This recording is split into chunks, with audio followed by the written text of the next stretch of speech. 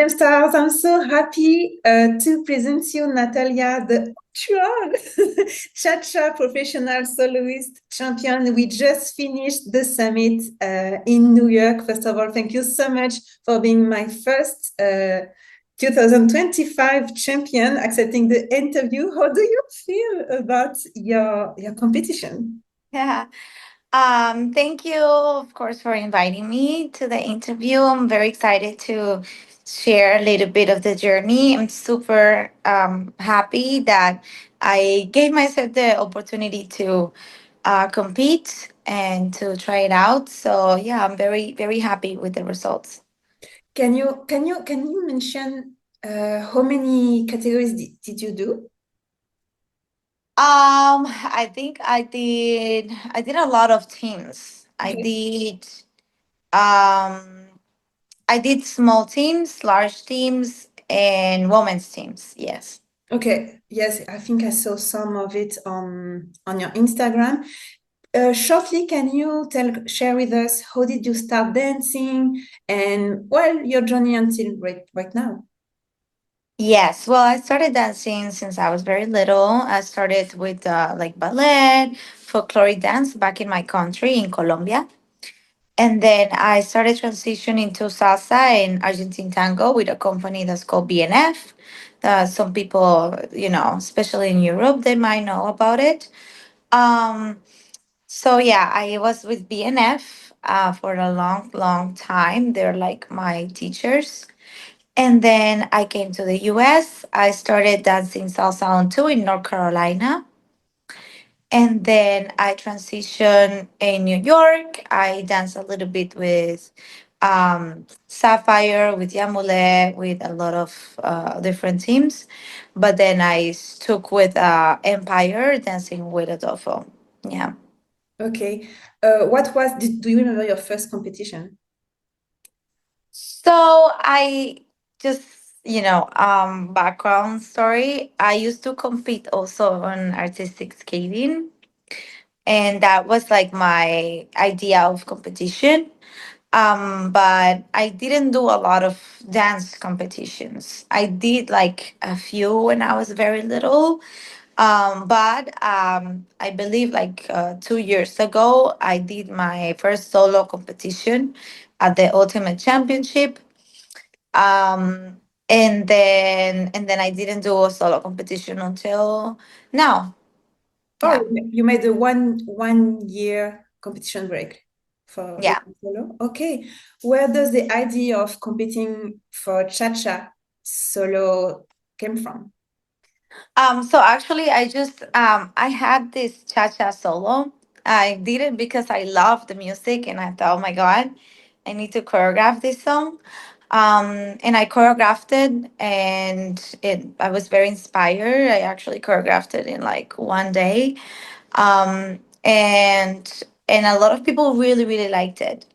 So I was like, well, I want to do something else, besides competing with the teams. And I wasn't sure because I do have a couple of salsa solos as well. But when I was doing the salsa solos, I wasn't as inspired. And I was asking around, hey, like what I should do. I asked my teachers, and they were like, no, just go with the cha-cha. Go with the cha-cha. So I just went for it. So that's where it came from. Okay, we're going to talk with more detail about this competition, but I would like to know more about the preparation. You know, the idea of those interviews is to show all the work that is behind a competition or this kind of career. People do see us like as artists, but I do personally see you guys more as athletes because of the sacrifices, the time you put it in your career. How many classes do you have, or for how long do you train during the week? Like, how many hours do you put into your preparation? Yes, so I vary in between teaching and taking classes. Actually, I used to teach a lot more, and I like ask Adolfo like to lower my amount of teaching because I want to stay in training. I want to focus on training.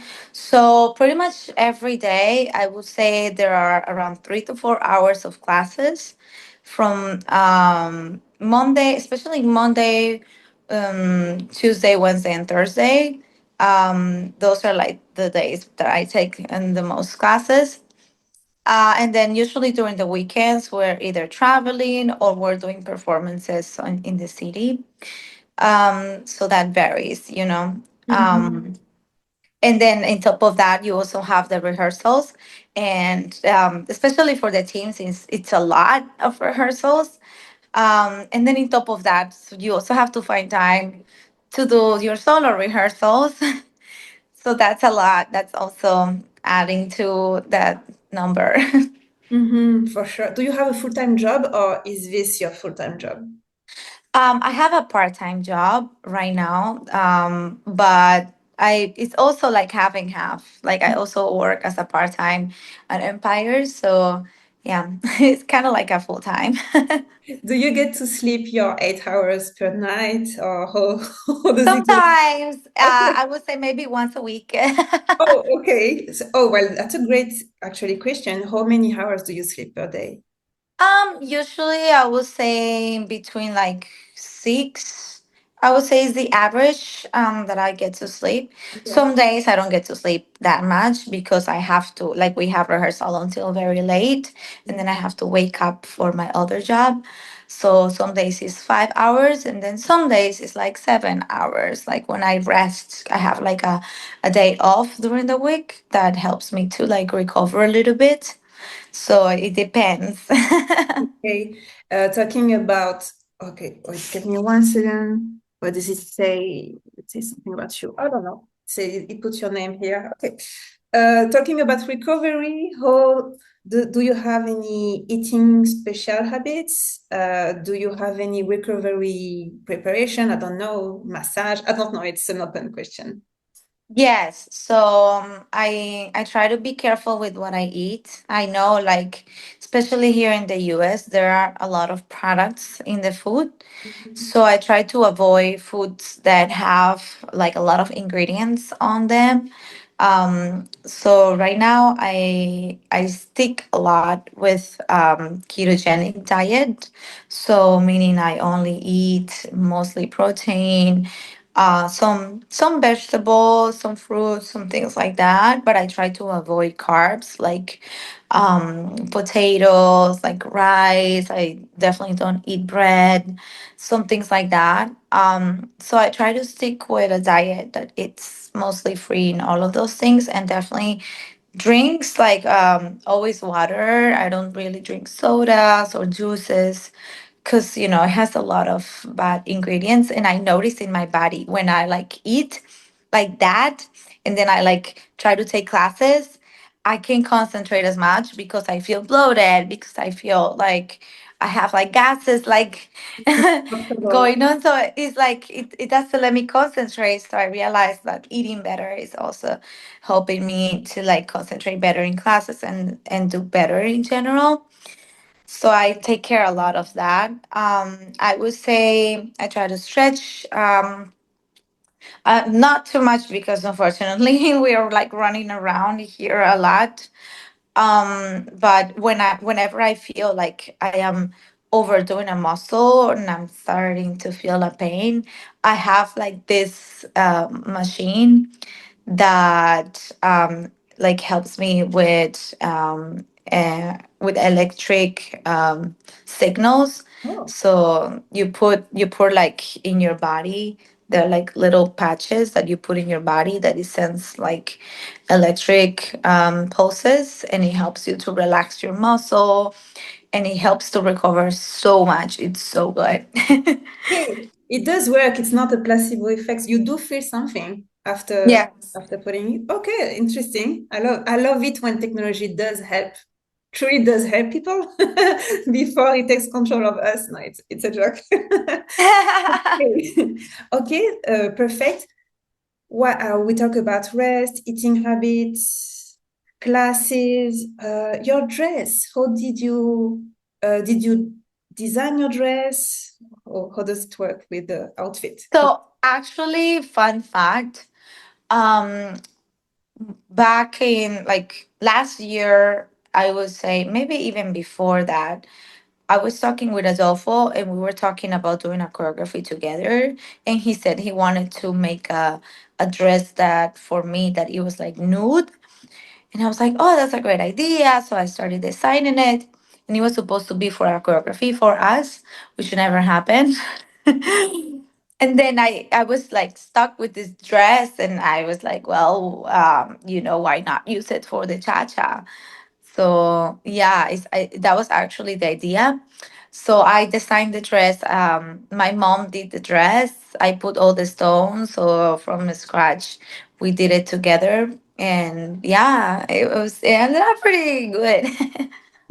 How is it to work with Adolfo? Do you feel like people do give you a different treatment because you're like a little star? I don't know. It's an open question. I mean, I don't know. I'm not sure. I don't Okay. know if people treat other people differently. I'm not sure.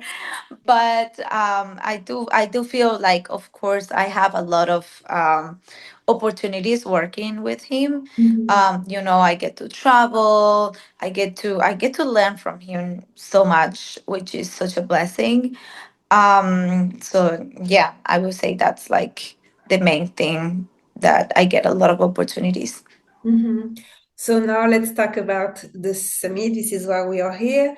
How do you get ready? How many time before the start of the competition do you arrive? Do you come already with the makeup ready? Can you tell us more about the behind the scene before your showcase?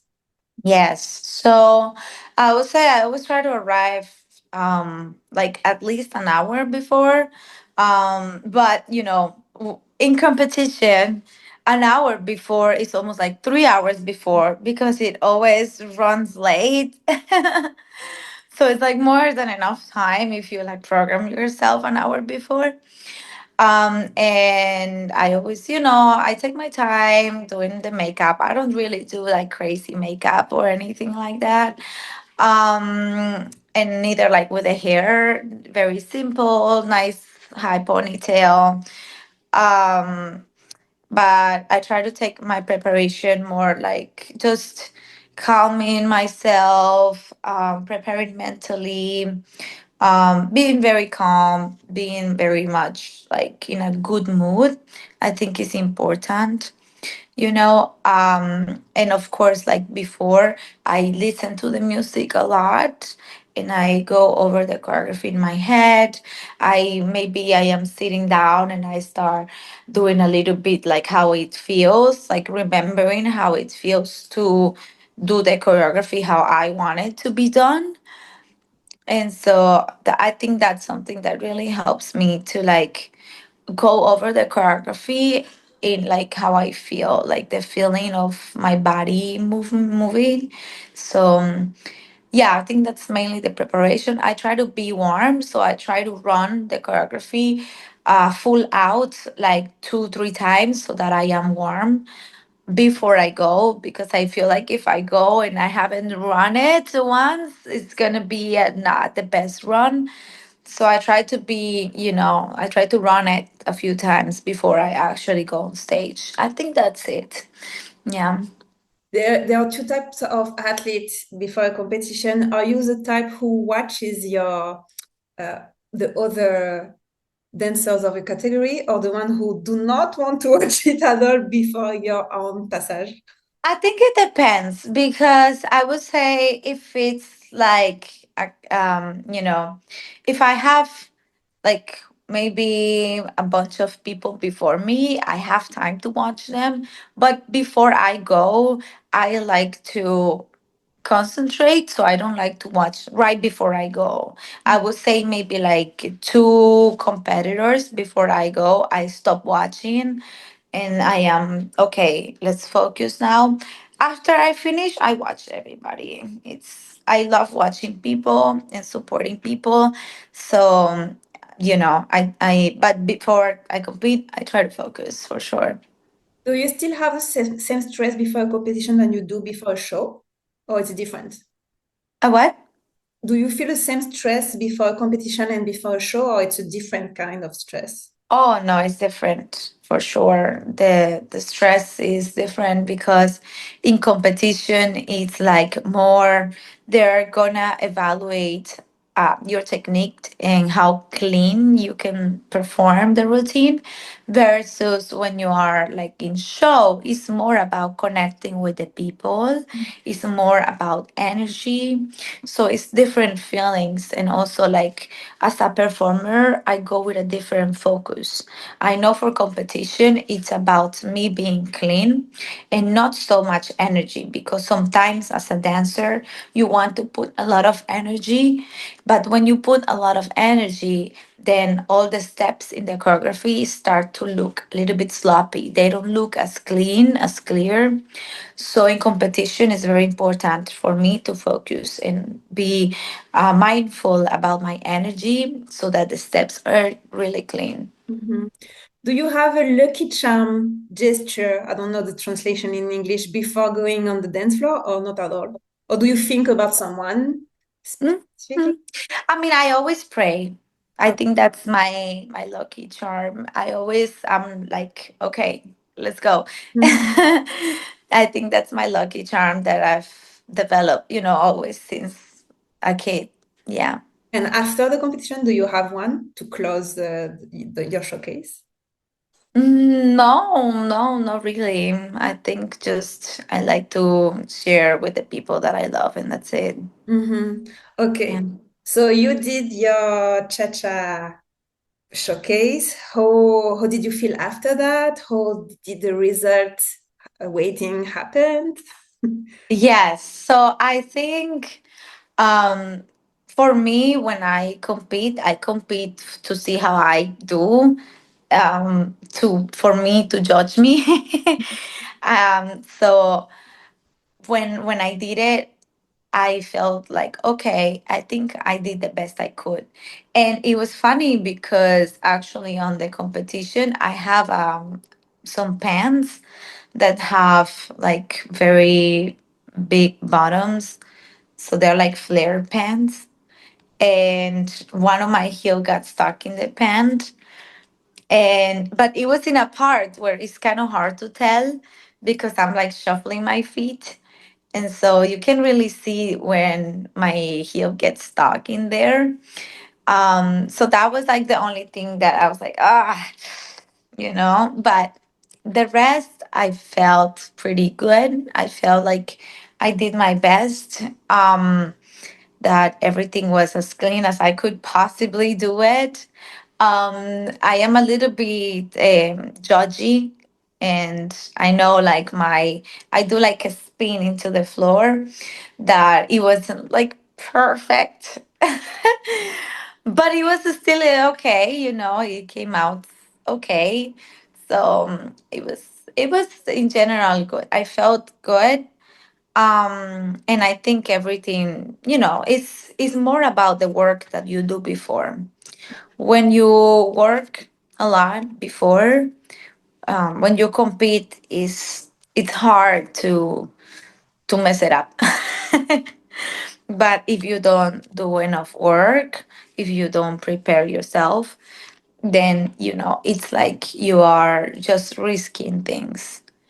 So I believe a lot in the preparation. So yeah, it felt really good, and it was really funny because when I was competing, Adolfo and Tanya were there, and it was like the only day that they could watch because they had to travel, and they were right in front of me, and I didn't even watch the judges. I was just watching them. And I was watching their reactions and see, and there was like a part that Tanya corrected me, like with the body movement. And when I did like that part, she was like, and I was like, oh, yes, Ah, I did it. ah. I was happy about that. The rest, I don't care. Sure. And what about the result? I think it was good. I mean, honestly, I was expecting good results. So, I was happy that I was giving the good results. But Mhm. at the end of the day, it's just more about how I felt. That's what I care more about. I feel like if even if I would have gotten good results, if I didn't feel right, it wouldn't have been the same, you know? Mhm. Well, what about your relationship with winning, and what's your relationship with losing a competition?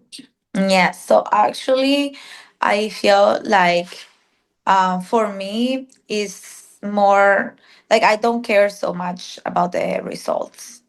I really don't. I think it's great that I ended up like winning the chacha because I feel like the chacha is underrated.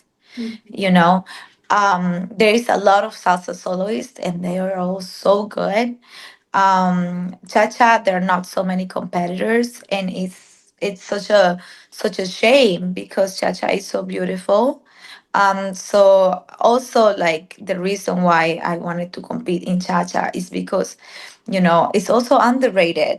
The reason why I initially did a cha-cha solo is because I believe cha-cha has so much to offer and it's so beautiful. So yeah, I think that's something that I wanted to push. But and results wise, I don't mind. Like if I would have lose, but I would have feel good about my performance. That's all I care about because at the end of the day, competing it's so much more about a product that you present rather than who you are. So if I, for example, will lose, I will understand that it's not that I am a bad dancer or that I am not good enough. If I lose, is I understand that the product that I put out is not the product that they're looking for. So I need to adjust the product and I need to adjust what I present in order to get a better result, right? So I think that's something to keep in mind. I don't take it personal if I lose or win. If I win means I put a good product out, and I think it has a lot to do with my mentors that I was able to put a good product out that they gave me the approval for like, okay, this is a product that could be good for competition because I am not that experienced in competition. So I always try to ask and be guided. Yeah. You talked about mental preparation before competition, but do you do something else during your yearling long? Like, I don't know, meditation, asking question or advices to your trainers. I don't know. Who does help you with the mental part?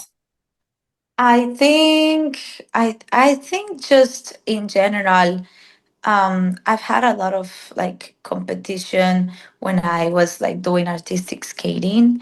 And when I was doing that, they did a lot of training for athletes, and most of the training it's about like understanding that winning and losing is not that you're good or bad.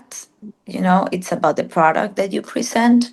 So I think that is something that will keep you strong when you are competing, understanding that you're not being judged over yourself, you're being judged over a creation, a product. So that helps me for me to be able to go out there confident and okay, I'm going to present this and see how it goes.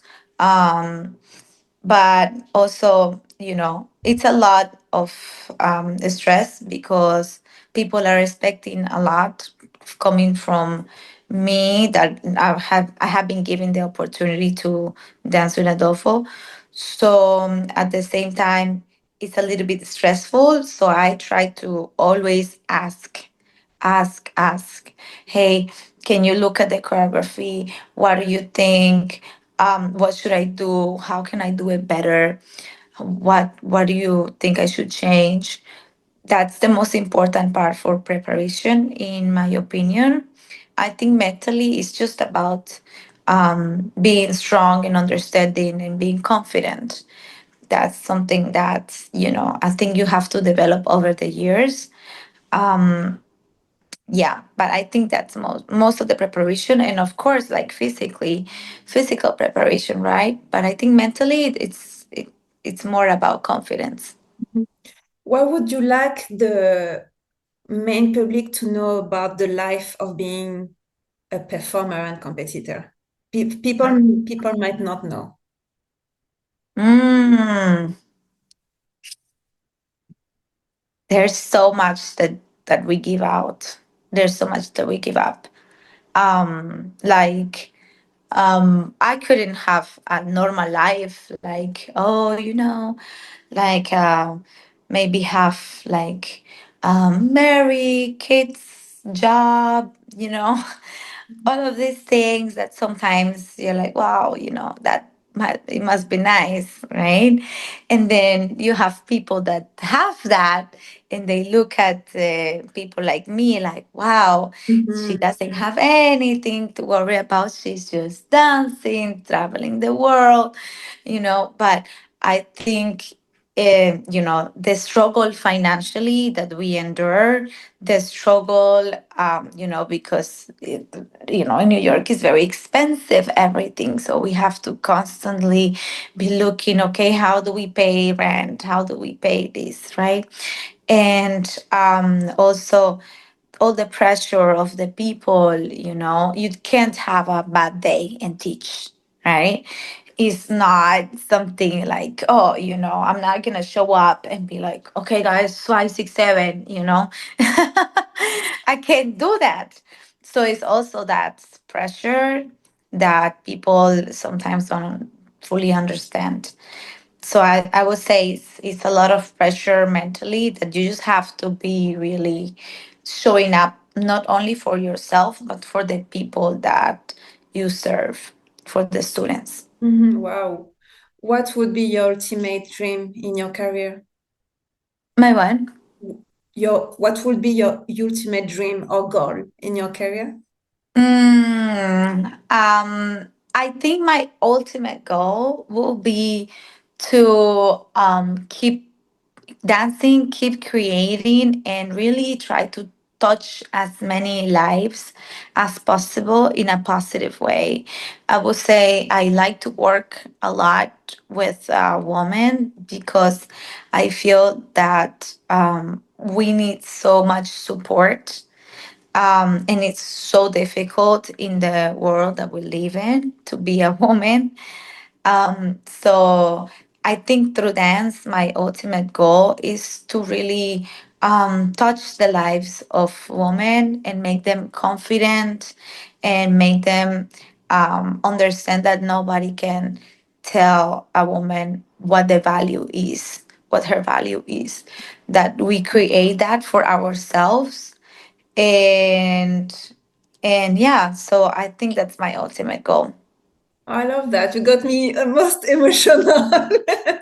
Wow, that's amazing. Well, I think we're going to finish with two questions. I wanted to know what would be your free advices for competitors now that you're Chacha World champion. Oh, well, of course, I still have so much to learn from the competition world. But something that I've learned that I will share with anybody that would like to enter the competition world is that you have to speak with people that have been in the competition. You have to watch competition. You have to really like dig into it because it's so different than show. So I would say watch all of the competitors, watch the competitions. If you can actually go to a competition to just watch, it's the best way to learn and to prepare, because I felt like that's something that is so important to understand, like how, for example, the energy has to be different than in show, right? um the things that you have to put out, the products, right? Like the choreography that you have to do. You have to be really, really mindful of all the rules, like read all the rules, understand like timing is so important in competition. Like give them a good basic, I have to change like half of my routine originally in cha-cha just so that I can do 1 2 3 cha-cha-cha. So there's all of those things that really help and add, that are things like rules from the competition world, that if you're not aware of those, they can cost you, in the competition. They can lower your scores. So it's very important if you want to get into competition. Mhm. And the last question, who should I interview? Preferably someone from the competition world that could add value to our world. Wow.